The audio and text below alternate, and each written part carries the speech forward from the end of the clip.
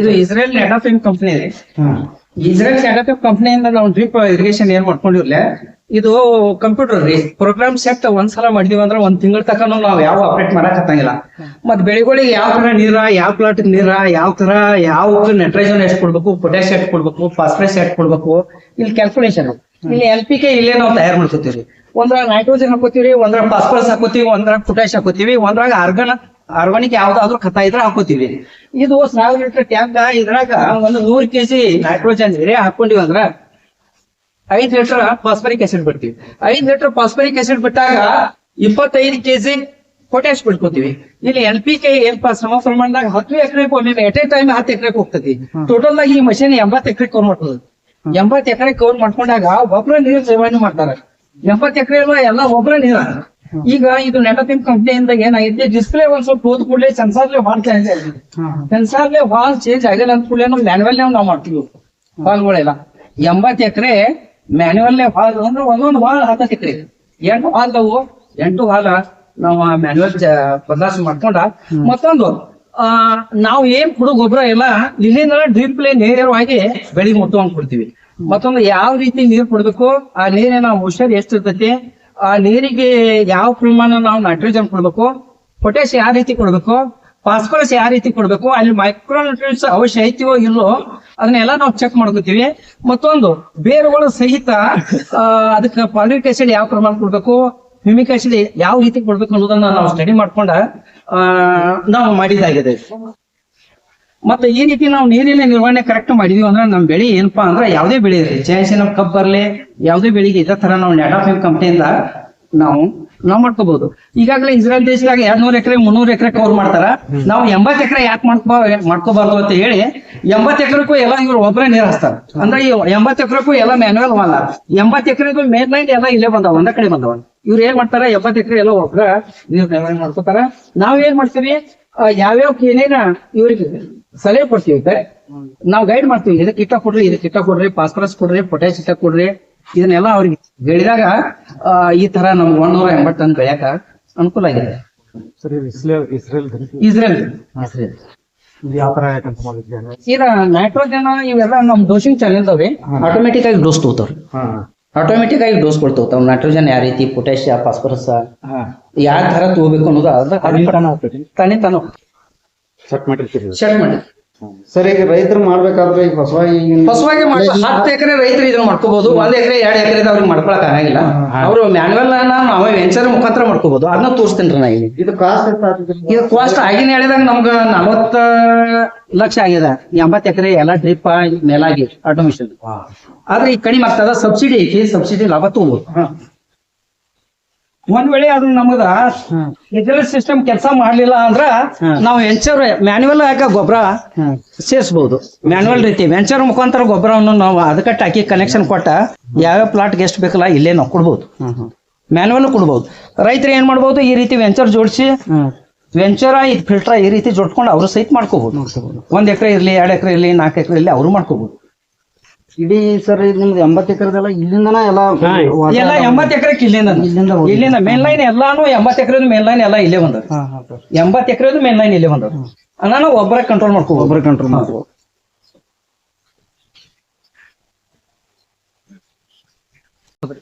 ಹೌದಲ್ರಿ. 50,000 ರೂಪ್ಚಂದ್ ಬಿಟ್ಟಿವ್ರಿ. ಒಂದ್ ಅರ್ಧ ಕೆಜಿ ಆದ್ರೂ 25 ಟನ್ ಹೊಂದಿದ್ರಿ. ಅದ್ರಾಗ ಅವು ಕೆಲವೊಂದು ನಾಶ ಆದ್ರೂ ಈಗ ನಾವು ಮೊದಲೆಲ್ಲ ತೆಗ್ದಿರ್ತೀವಿ. ಈಗ ಇತ್ತಿತ್ಲಾಗಿ ಒಂದ್ 6 ತಿಂಗಳಾಗ ಏನ್ ತೆಗ್ದಿರ್ತೀವಿ.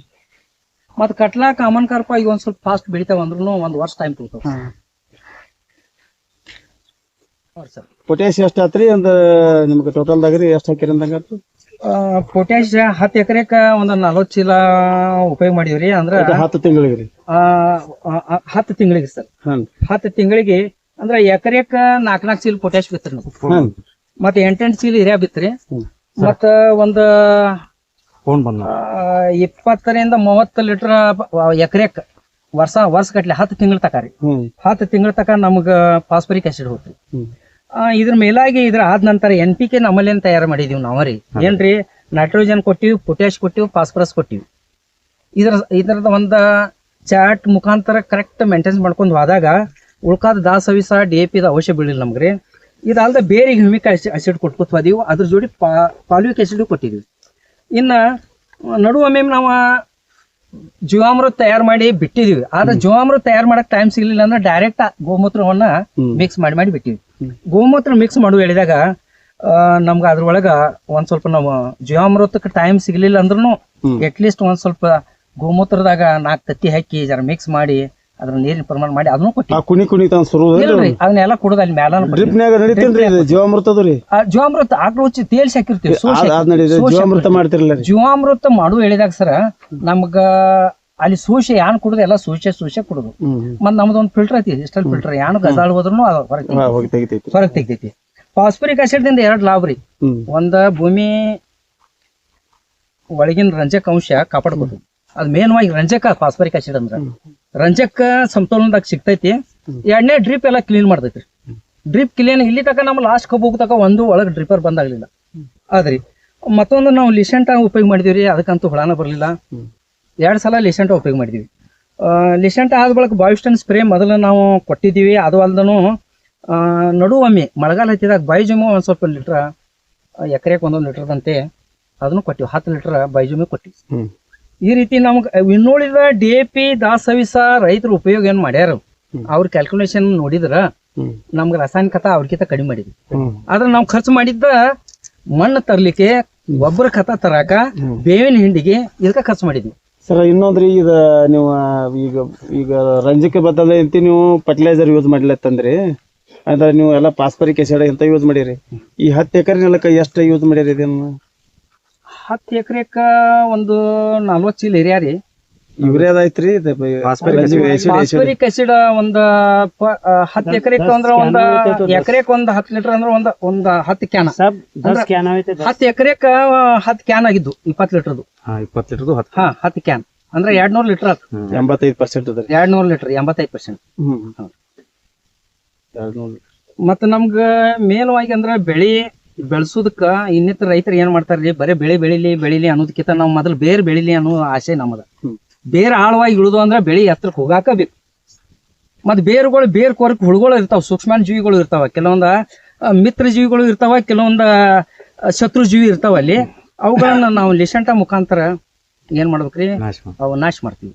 ಲಿಸೆಂಟ ಕೊಟ್ಟಿವಿ ಅಂದ್ರ ವರ್ಷದಾಗ 2 ಸಲ ಕೊಟ್ಟಿವಿ ಅಂದ್ರ ಧ್ವನಿ ಹುಳ ಬರಂಗಿಲ್ಲ, ಕೆಂಪು ಹುಳನೂ ಆಗಂಗಿಲ್ಲ, ಅದ ಸಣ್ಣ ಇದ್ರ ಹುಳನೂ ಬರಂಗಿಲ್ಲ. ಬೇರುಗಳು ಫಾಸ್ಟ್ ಬೆಳಿಬೇಕಾದ್ರ ಫಾಸ್ಫರಿಕ್ ಆಸಿಡ್, ಪಾಲ್ವಿಕ್ ಆಸಿಡ್ ಇವು ಕೊಡೋದ್ರಿಂದ ಬಹಳಷ್ಟು ಬೇರೆ ಆಳವಾಗಿ ಹೋಗ್ತಾವ. ಬೇರೆ ಆಳವಾಗಿ ಹೋದ್ವು ಅಂದ್ರೆ ಭೂಮಿಯಾನ ಪೋಷಕಾಂಶ ಎಲ್ಲ ಹಿಡ್ಕೊಳಕ್ ಅನುಕೂಲ ಆಗ್ತಾವ. ಮತ್ತೊಂದು ಮುಖ್ಯವಾಗಿ ಇದ್ರ ನಿರ್ವಹಣೆ ಯಾವ ರೀತಿ ಮಾಡ್ಬೇಕಂದ್ರ ಮಿತವಾಗಿ ನೀರು ಬಳಕೆ ಮಾಡ್ಬೇಕು. ನಾವು ಒಂದ್ ವೇಳೆ ನೀರು ಹೆಚ್ಚು ಕೊಟ್ಟಿವಿ ಅಂದ್ರ ನಾವು ಹಾಕಿದ ಗೊಬ್ಬರ ಎಲ್ಲ ವೇಸ್ಟ್ ಆಗ್ತೈತಿ ಅಂತ ತಿಳ್ಕೊಬೇಕು. ಮತ್ತೆ ನೀರು ಹೆಚ್ಚು ಬಳಕೆಯಿಂದ ಏನಾಗ್ತೈತಿ, ಭೂಮಿಯಾನ ಇರೋ ಸಾತ್ವಿಕ ಎಲ್ಲಾ ಪೋಷಕಾಂಶಗಳು ನೆಲದಾಗ ಬಸದ ಆಳವಾಗಿ ಹೋದು ಅಂದ್ರ 2 ಫೂಟ್ ತಳಗ ಆಳವಾಗಿ ಹೋದು ಅಂದ್ರ ನಮ್ ಕೈಗೆ ಹತ್ತಂಗಿಲ್ಲ. ಕೆಲವೊಂದ್ ರೈತರು ಏನ್ ಮಾಡ್ತಾರ, ಚೀಲಗಟ್ಲೆ ಸುರುತಾರ ಕಬ್ಬ ಹರಿತಾರ. ಕಬ್ಬ ಹರಿಗೆ ಒಂದ್ 4 ದಿವಸ ನೀರ್ ಲೇಟ್ ಮಾಡ್ತಾರ. ಏನೋ ಲೈಟ್ ಹೋಗಿ ಟಿಶ್ಯೂ ಹೊತ್ತು ಅದ್ ಹೊತ್ತು ಇದ್ ಹೊತ್ತು ಇದೆಲ್ಲ ಕಥ ಎಲ್ಲ ಬಾಷ್ಪೀಭವನ ಆಗಿ ಮ್ಯಾಲ ಹಾರಿ ಹೋಗ್ತೈತಿ. ಎಲ್ಲಾ ರಾಸಾಯನಿಕ ಖತಗಳು ಪೆಟ್ರೋಲ್ ಅಂಶ ಇದ್ದಂಗ, ಎಲ್ಲಾ ಪೆಟ್ರೋಲಿಯಂ ವಸ್ತು ಇದ್ದಂಗವ. ಆದ್ರ ನಾವ್ ಏನ್ ಮಾಡ್ತೀವಿ, ಏನ್ ಕುಡುದು ಎಲ್ಲಾ ನೀರಿನಾಗ ಕೊಡ್ತೀವಿ, ಏನ್ ಕುಡುದು ಎಲ್ಲಾ ಡ್ರಿಪ್ನ್ಯಾಗ ಕೊಡ್ತೀವಿ. ಡ್ರಿಪ್ ಕ್ಲೀನ್ ಮಾಡ್ಕೊಳಕ್ ಫಾಸ್ಫರಿಕ್ ಆಸಿಡ್ ಏನ್ ಉಪಯೋಗ ಆದತ್ಲೆ, ಲಾಸ್ಟ್ ತಿಂಗಳಿಗೊಮ್ಮೆ ಹ್ಯಾಂಡಿಕ್ಯಾಪ್ ಬಿಚ್ಚಿ ರ್ಯಾಮಿ ಅದ ಎಲ್ಲಾನು ಅದ ಕ್ಲೀನ್ ಮಾಡ್ತೈತಿ. ಅದು ನಮ್ಮಲ್ಲಿ ಎಕರೆಕ ಎಟ್ ಎ ಟೈಮ್ ನೀರು ನಾವು ಕೊಡ್ಬೋದು. 10 ಎಕರೆಕಂತೂ ನಾರ್ಮಲ್ ಆಗಿ 1 ಮೋಟ್ರಲ್ಲಿ ಕೊಡ್ಬೋದು. 80 ಎಕರೆ ಇವ್ರು ಒಬ್ಬರ ಕಂಟ್ರೋಲ್ ಮಾಡ್ತಾರೆ ನೀರಿನ ಕಂಟ್ರೋಲ್. ಹೆಂಗಂದ್ರೆ ನಾವು ವಿಜಲ್ ಸಿಸ್ಟಮ್ ಐತಿ ನಮ್ಮ ನೀರಿನ ಮೆಥಡ್ ಎಲ್ಲ. ಒಂದು ಹಾಲ್ ತಿರುಗಿದ್ರೆ 10 ಎಕರೆ, ಒಮ್ಮೆ ಡೋಸ್ ಬಿಡಾಕತ್ತೀವಿ ಅಂದ್ರೆ ಎಟ್ ಎ ಟೈಮ್ 10 ಎಕರೆಗೆ ಬಿಡ್ತೀವಿ. ಒಳಗೆ ಯಾವ ಒಬ್ಬರಿಂದನೂ ನಾವು ಜೋಳಿಗಿಲೆ ಚೀಲ ಹಾಕಿ ಬುಟ್ಟಿಲೆ ಖತ ಹೋಗುದಿಲ್ಲ. ಏನ್ ಕೊಡುದು ಎಲ್ಲ ಡ್ರಿಪ್ಗೆ ಬೇರಿಗೇನು ಕೊಟ್ಟಿವಿ. ಬೇರೆ ಆಳವಾಗಿ ಹೋಗ್ಯಾವ. ಇವತ್ತಾದ್ರೂ ನಾವು ಕೆದರಿ ನೋಡಿದ್ರ ಬೇರುಗಳು ಇಷ್ಟ 2 ಫುಟ್ ಹೋಗ್ಯಾವ. ನಾವು ಇನ್ನು ಸರ್ ಇವ ತಳಿಗಳು ಆಯ್ಕೆ ಮಾಡ್ಕೋಬೇಕಂತ ಮೊದ್ಲ ಏನೋ ಪ್ಲಾನ್ ಮಾಡಿದ್ರೆ ಸುಮ್ಮನೆ ನಾರ್ಮಲ್ ಆಗೈತಿ, ನೀವು ಇವು ತಗೊಂಡಿರಿ? ನಾವು ಈಗಾಗಲೇ ಮೊದಲೆಲ್ಲ ಚೇಂಜ್ ಮಾಡ್ತಿದ್ವಿ. 86-032 ಮಾಡ್ತಿದೀವಿ, 265 ಮಾಡ್ತಿದೀವಿ. ಅದನ್ನ ಮಾಡುವ ಹೇಳಿದಾಗ ಈ ಸಲ ಯಾಕೋ ಎಲ್ಲಾ ರೈತರ ನಮ್ಮದು 80 ಬಿತ್ರಿ 90 ಬಿತ್ರಿ, ಮಂಡ್ಯ ಭಾಳ ಐತ್ರಿ, ಮಂಡ್ಯ ಇಳುವರಿ ಐತ್ರಿ. ಆ ಮಂಡ್ಯದ ಬಗ್ಗೆ VCP ಅದನ್ನ ಏನೈತಿ ನಾವು ಒಂದ್ ಸ್ವಲ್ಪ 517 ಸ್ಟಡಿ ಮಾಡ್ಕೊಂಡಿವಿ. ಸ್ಟಡಿ ಮಾಡ್ಕೊಂಡಾಗ ಅದನ್ನ ಆಗಸ್ಟ್ ಸೆಪ್ಟೆಂಬರ್ ಲಾಗೋಣಿಕೆ ಯೋಗ್ಯ ಅಂತ ಹೇಳಿ ಅದ ಅನಿಸಿತು.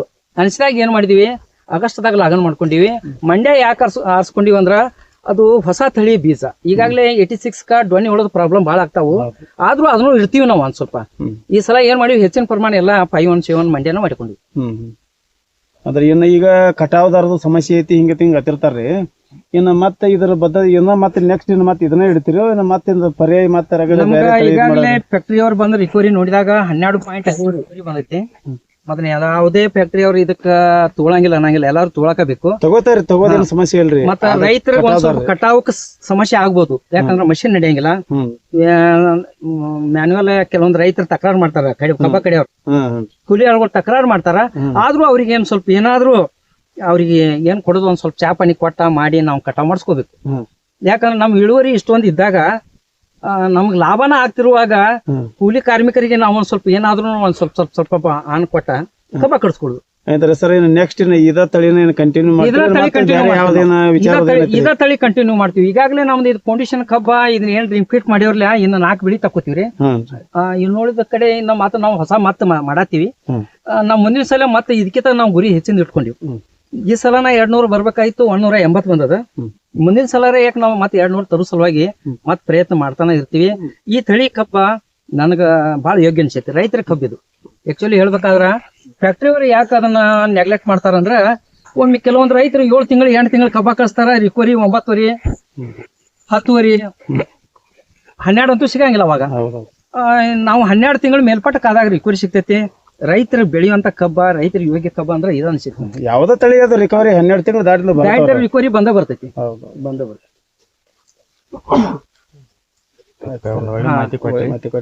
ಈ ರೀತಿ ಮತ್ತೊಂದು ಈ ರೀತಿ ನಾವು ಕಬ್ಬ ಬೆಳೆದ ಇನ್ನುಳಿದ ರೈತರು ಬೆಳಿಲಿ ಅಂತ ಹೇಳಿ ನಾವೇ ಏನ್ ಮಾಡ್ತೀವಿ, ಕೆಲವೊಂದು ಗೈಡೆನ್ಸ್ ರೈತರಿಗೆ ಮಾಡ್ಲಿಕ್ಕತ್ತೀವಿ.